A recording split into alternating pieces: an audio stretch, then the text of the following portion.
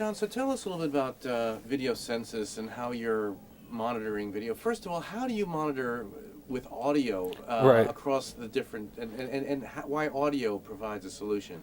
Right. So right now the way that we're looking at online video tracking to begin with is sort of based on two things. And it's our ability to meter content through our metering system, as well as our ability to actually tag content and know what's being streamed based on the tag on the content itself. We know a lot of metadata that's associated with it with the tagging. So that's right now. Moving forward, one of the areas that we're spending a lot of time working on is actually associating audio signature files with online video. So the way this works is that within the TV universe broadly, we have a audio signature database where we know if a program is being aired, what it sounds like. So a episode of Lost, an episode of Heroes, something like that, may have its own audio signature. It sounds different than another program, which becomes interesting on TV and important on TV because it allows us to know on TV what's being aired. It becomes really interesting, though, we think, online.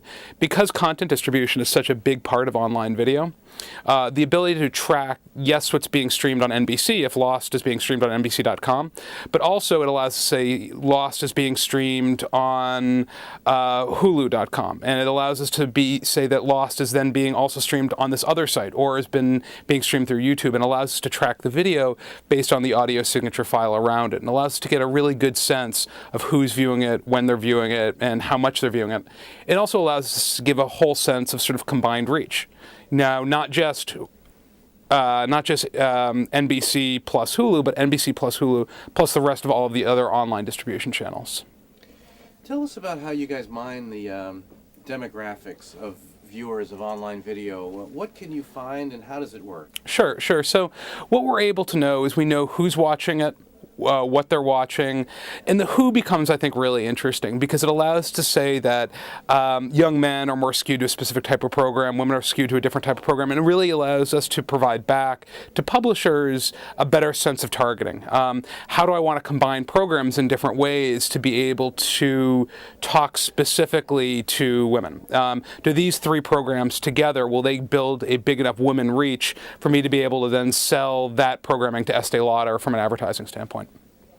And tell us about the range of, and is it just high-level stuff? Is it on the bigger shows? Tell us sort of the range of demographics that you can get and a little bit about that sort of data. Sure. So within larger programs, we're able to pick up age, gender, income, geolocation, all that type of stuff. So a very broad sort of variety of where people are, who they are, and most of sort of the standard demographics you'd think about.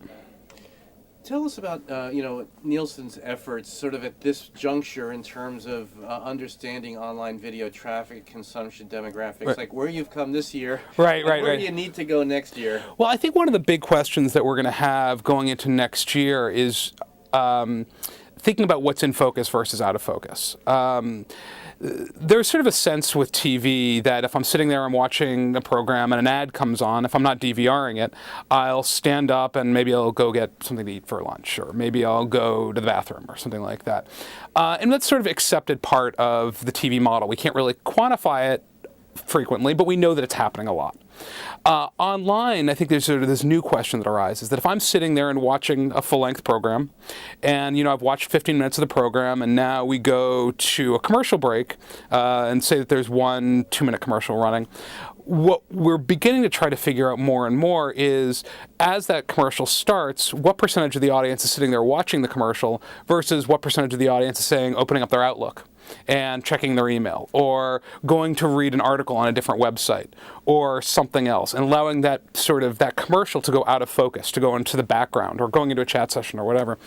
And we think that's going to have really important implications about how engaged people are with the advertising within a specific programming. Right now, we tend to use engagement metrics that have to do with how people play with the ad, or whether or not they're interacting with the ad itself.